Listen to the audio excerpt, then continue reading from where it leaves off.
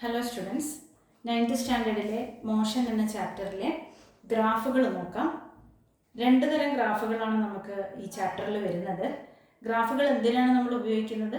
Graph ഉപയോഗിക്കുന്നത് മോഷനെ represent ചെയ്യാൻ വേണ്ടിയിട്ടാണ്. Graphical representation of motion. ഒരു ഗ്രാഫ് ഉപയോഗിച്ച് ഒബ്ജക്റ്റിൻ്റെ വെലോസിറ്റിയും ടൈമും അല്ലെങ്കിൽ ഡിസ്റ്റൻസും ടൈമും നമ്മൾ എക്സ് ആക്സിസ് വൈ ആക്സിസിൽ കൊടുത്ത് പ്ലോട്ട് ചെയ്യുന്നു, ഒരു ഗ്രാഫ് പ്ലോട്ട് ചെയ്യുന്നു. അപ്പോൾ ഇപ്പോൾ നമ്മൾ ST ഗ്രാഫ് ആണ് പ്ലോട്ട് ചെയ്യുന്നതെങ്കിൽ നമുക്ക് രണ്ട് തരത്തിലുള്ള ഗ്രാഫാണുള്ളത്. ഡിസ്റ്റൻസ് ടൈം ഗ്രാഫും വെലോസിറ്റി ടൈം ഗ്രാഫും. ഡിസ്റ്റൻസ് ടൈം ഗ്രാഫ് പ്ലോട്ട് ചെയ്ത് കഴിഞ്ഞാൽ നമുക്ക് ഏതെങ്കിലും ഒരു പർട്ടിക്കുലർ ടൈമിലുള്ള ഡിസ്പ്ലേസ്മെൻറ്റ് കണ്ടുപിടിക്കാനായിട്ട് പറ്റും, അല്ലേ?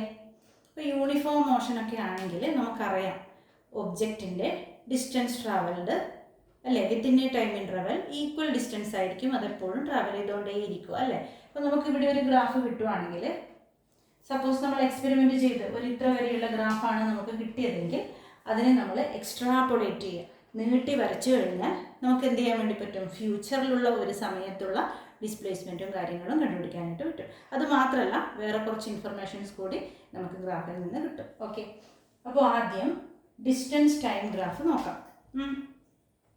ഇപ്പോൾ ഗ്രാഫ് വരയ്ക്കാനായി നമുക്കൊരു സെറ്റ് ഓഫ് വാല്യൂസ് ആവശ്യമുണ്ട്. ഡിസ്റ്റൻസ് ടൈം ഗ്രാഫ് ആയതുകൊണ്ട് തന്നെ ഡിസ്റ്റൻസും ടൈമും ആണ് തന്നിട്ടുള്ളത്.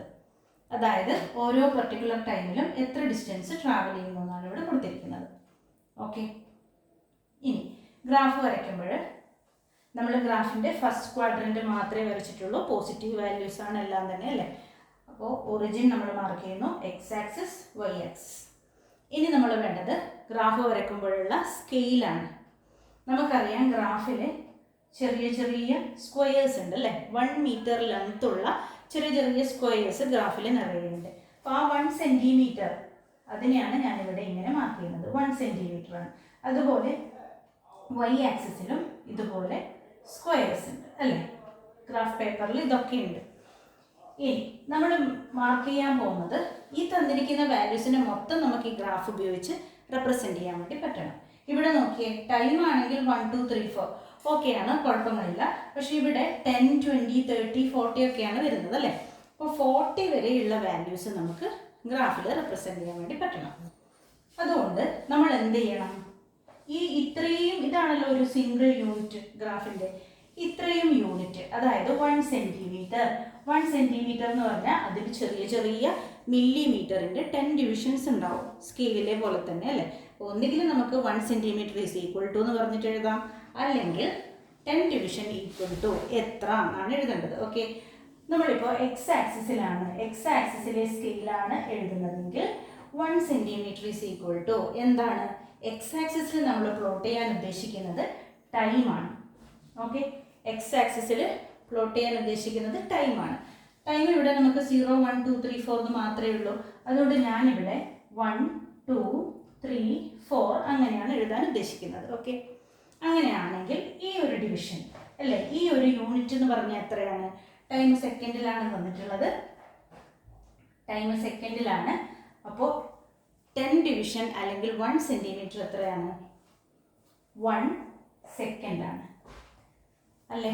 അപ്പോൾ ഇതുപോലുള്ള ഒരു യൂണിറ്റ് അല്ലെങ്കിൽ 1 സെൻറ്റിമീറ്റർ റെപ്രസെൻ്റ് ചെയ്യുന്നത് 1 സെക്കൻഡിനെയാണ് എക്സ് ആക്സിസിൽ. ഇനി വൈ ആക്സിസിൽ നമ്മൾ പ്ലോട്ട് ചെയ്യുന്നത് ഡിസ്റ്റൻസ് അല്ലെങ്കിൽ മാഗ്നിറ്റ്യൂഡ് ഓഫ് ഡിസ്പ്ലേസ്മെൻ്റ് ആണ്. അവിടെ എങ്ങനെയാണ് വാല്യൂസ് വേരി ചെയ്യുന്നത്? 10 20 30 40 അങ്ങനെയാണുള്ളത്, അല്ലേ? എനിക്ക് വേണമെങ്കിൽ 1 2 3 4 അങ്ങനെ എഴുതി പോവാം, കുഴപ്പമൊന്നുമില്ല. പക്ഷേ 40 വരെ എഴുതേണ്ട ആവശ്യമുണ്ട്. അപ്പോൾ അത്രയും വലിയൊരു ഗ്രാഫ് പേപ്പർ നമുക്ക് ആവശ്യമായിട്ട് വരും. അപ്പോൾ നമ്മുടെ കയ്യിലില്ല, ഉള്ള സ്ഥലത്ത് വേണം നമ്മളിത് പ്ലോട്ട് ചെയ്യാൻ. വേണമെങ്കിൽ നിങ്ങൾക്ക് 5 10 20 25 അങ്ങനെ വെച്ചിട്ട് പോവാം. ഇവിടെ എളുപ്പത്തിൽ 10 20 30 40 അങ്ങനെയാണ് ഞാൻ കൊടുക്കാൻ പോകുന്നത്. ഓക്കെ, അപ്പോൾ ഇവിടെ 10 20 30 40 50 അങ്ങനെ പോവാം. അപ്പോൾ നോക്കിയേ, ഈ ഒരു യൂണിറ്റ് എത്രയാണ്? അതായത് 10 + 10 ആണ് 20, 20 + 10 ആണ് 30, 30 + 10 ആണ് 40, അല്ലേ? 10 ആണ് ഒരു യൂണിറ്റ് എന്ന് പറയുന്നത്. അപ്പോൾ അതും നമ്മളിവിടെ എഴുതണം. Y axis 1 centimetre is equal to എത്രയാണ്? 10 മീറ്റർ ആണ്. മീറ്ററിലാണ് തന്നിട്ടുള്ളത്. അപ്പോൾ 10 മീറ്റർ. ഓക്കെ, ഇപ്പോൾ സ്കെയിൽ നമ്മൾ എഴുതി കഴിഞ്ഞു. ഇനി എന്ത് ചെയ്യണം? ഗ്രാഫ് പ്ലോട്ട് ചെയ്യാൻ പോവാണ്. ഓക്കെ, ഫസ്റ്റ് പോയിന്റ് ഏതാ? ഫസ്റ്റ് സെറ്റ് ഓഫ് പോയിന്റ് എന്ന് പറഞ്ഞാൽ 0 and 0 ആണ്.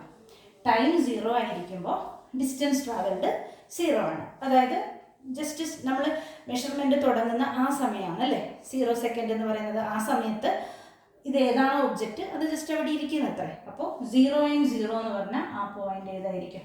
ഒറിജിനിലുള്ള പോയിന്റ് ആയിരിക്കും. ഇനി second set of point 1 and 10 ആണ്. 1 എവിടെയാണ് വരുന്നത്? ടൈമാണ് 1 അല്ലേ. അപ്പോൾ ടൈം 1 എന്ന് പറഞ്ഞാൽ ഇതാണ് പോയിന്റ്. അതുപോലെ ടൈം 1 ആയിരിക്കുമ്പോൾ ഡിസ്റ്റൻസ് ട്രാവൽഡ് എത്രയാണ്? 10 ആണ്. അപ്പോൾ y ആക്സിസിലെ പോയിന്റ് ഇതാണ്. ഓക്കെ, ഇനി നമുക്ക് ഗ്രാഫിലെ പോയിന്റ് എങ്ങനെയാണ് കണ്ടുപിടിക്കുക? ഇത് രണ്ടുമാണ് വാല്യൂസ് എന്ന് നമുക്ക് മനസ്സിലായി. അപ്പോൾ എന്ത് ചെയ്യുക? ഇവിടുന്ന് നേരെ മേലേക്ക് ഒരു പെർപെൻഡിക്കുലർ വരയ്ക്കുക, ഇവിടുന്ന് പെർപെൻഡിക്കുലർ വരയ്ക്കുക.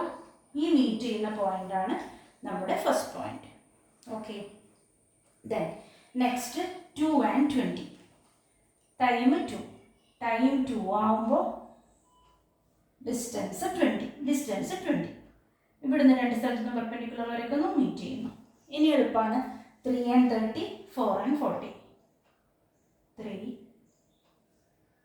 30, 4 and ഗ്രാഫ് പേപ്പറിൽ വരയ്ക്കുമ്പോൾ നമ്മുടെ സ്ക്വയർസും കാര്യങ്ങളൊക്കെ ഈക്വൽ എന്താ പറയുക ഈക്വൽ സൈസിലായിരിക്കും. അപ്പോൾ ഇതിനേക്കാളും ഭംഗിയായി നിങ്ങൾക്ക് ഗ്രാഫ് പേപ്പറിൽ വരയ്ക്കാൻ പറ്റും കേട്ടോ. അപ്പോൾ ഫസ്റ്റ് പോയിന്റ് ഇവിടെ ഒറിജിനിലുണ്ട്. ഇനി എന്ത് ചെയ്യാം? ഓരോ പോയിന്റും ഒരു സ്കെയിൽ വെച്ച് ജോയിൻ ചെയ്യാം. സോ ഇതാണ് ഈ ഒരു പെർട്ടിക്കുലർ കേസിലെ ഡിസ്റ്റൻസ് ടൈം ഗ്രാഫ്. ക്ലിയർ ആണല്ലോ? ഇപ്പോൾ ഇതുപോലെ നമുക്ക് ഏത് വാല്യൂസ് തന്നാലും ഡിസ്റ്റൻസ് ടൈം ഗ്രാഫ് വരയ്ക്കാനായിട്ട് പറ്റും. ഓക്കെ, ഇനി ഡിസ്റ്റൻസ് ടൈം ഗ്രാഫ് നമ്മൾ വരച്ചു കഴിഞ്ഞു.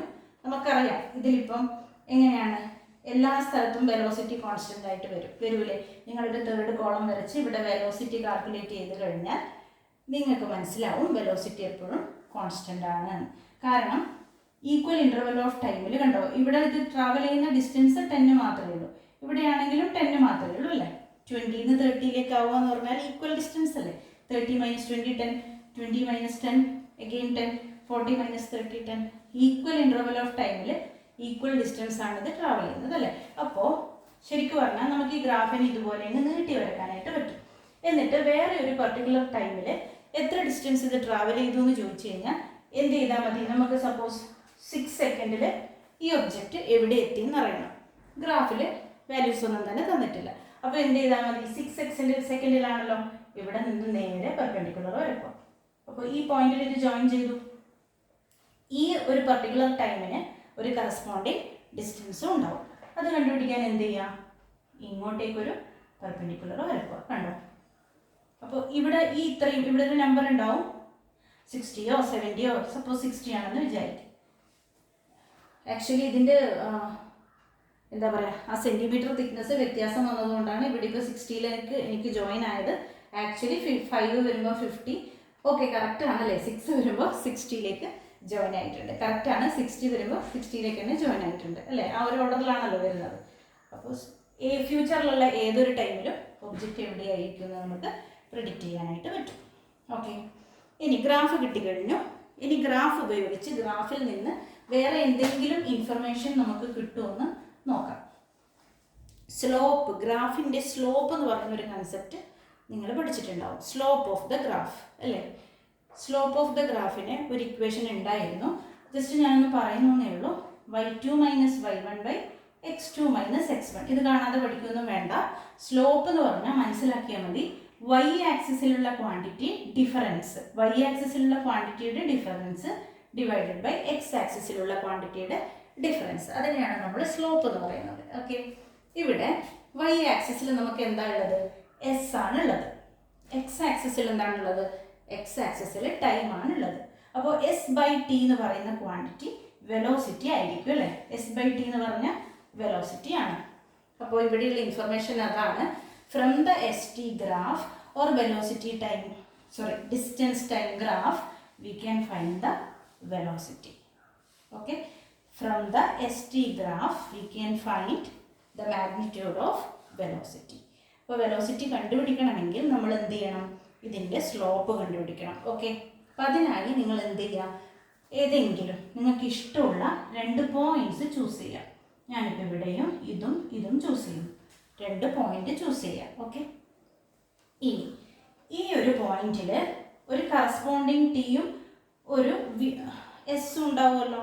ഈ ഒരു പോയിന്റിന് ഒരു ടിയും കറസ്പോണ്ടിങ് എസ്സും ഉണ്ട്. അങ്ങനെയാണ് നമ്മൾ ഈ പോയിന്റ് മാർക്ക് ചെയ്തത് അല്ലേ. അപ്പോൾ ഇത് ആദ്യത്തെ പോയിന്റ് ആണെന്ന് വിചാരിക്കുക, ഫസ്റ്റ് പോയിന്റ് ആണെന്ന് വിചാരിക്കുക. അപ്പോൾ ഈ പോയിന്റിൽ നമുക്ക് എങ്ങനെ എഴുതാം? കോർഡിനേറ്റ്സും കാര്യങ്ങളൊക്കെ നിങ്ങൾ മാത്സിൽ പഠിച്ചിട്ടുണ്ടാവും. 2,20 എന്ന് എഴുതാം അല്ലേ. ഈ പോയിന്റിന് 2,20 എന്ന് എഴുതാം. ഈ പോയിന്റിൻ്റെ പേര് എ, ഇതിൻ്റെ പേര് ബി ആണെങ്കിൽ എ എന്ന് പറയുന്ന പോയിന്റ് മാർക്ക് ചെയ്യാൻ വേണ്ടി നമ്മൾ ടൈം എത്രയായിരുന്നു? ടൈമിൻ്റെ വാല്യൂ 2 ആയിരുന്നു. അതേപോലെ ഡിസ്റ്റൻസിൻ്റെ വാല്യൂ 20 ആണ്. ഓക്കെ, ഇനി ബി എന്നുള്ള പോയിന്റിലെ വാല്യൂ നമ്മൾ എഴുതാൻ പോവാണ്. തിരിച്ചറിയാൻ വേണ്ടി നമുക്കിതിനെ T1 S1 എഴുതാം.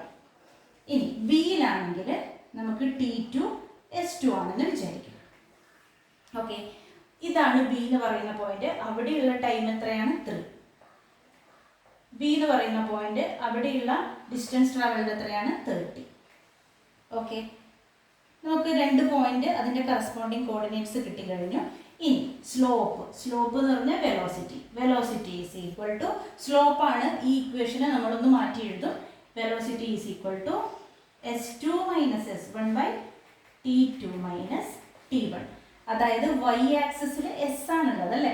y2നും y1നും പകരം S2നും S1നും എഴുതി. അതേപോലെ എക്സ് ആക്സിസിൽ ടൈം ആണുള്ളത്, അതുകൊണ്ട് x2നും x1നും പകരം T2 T1 എന്ന് എഴുതി. ഇനി എന്ത് ചെയ്യാം? ജസ്റ്റ് വാല്യൂസ് സബ്സ്റ്റിറ്റ്യൂട്ട് ചെയ്യാം. S2 എത്രയാണ്? 30 മൈനസ് 20 ഡിവൈഡഡ് ബൈ ടൈം എത്രയാണ്? 3 മൈനസ് 2. എത്ര കിട്ടും? 30 minus 20 is 10 divided by 1. For 10 meter per second is the velocity. അല്ലേ, 10 meter per second is the velocity. നിങ്ങളിത് വേറെയും പോയിന്റ്സ് വെച്ച് ട്രൈ ചെയ്ത് നോക്കിക്കോ. ഏത് പോയിന്റ് എടുത്തു കഴിഞ്ഞാലും നമുക്ക് ഇതേ വാല്യൂ തന്നെ വെലോസിറ്റിക്ക് കിട്ടും കേട്ടോ. അതായത് ഇത് യൂണിഫോം മോഷനെ റെപ്രസെൻറ്റ് ചെയ്യുന്നു. സ്ട്രെയിറ്റ് ലൈൻ ആണല്ലോ graph. Straight line shows uniform motion. Velocity എപ്പോഴും കോൺസ്റ്റൻ്റ് ആയിട്ട് കിട്ടുന്നുണ്ട്, 10 meter per second. അത് മാത്രമല്ല, physical significance of ST graph. What is the physical significance? From the ST graph we can find the velocity of the object. അപ്പോൾ ഇതാണ് ST ഗ്രാഫുമായി ബന്ധപ്പെട്ട കാര്യങ്ങൾ. Problems ഇതുമായി ബന്ധപ്പെട്ടിട്ടുണ്ടാവും. ഈ നെക്സ്റ്റ് വീഡിയോയിൽ, നെക്സ്റ്റ് ക്ലാസ്സിൽ നമുക്ക് വെലോസിറ്റി ടൈം ഗ്രാഫും അതിൻ്റെ ഫിസിക്കൽ സിഗ്നിഫിക്കൻസും നോക്കാം. Thank you.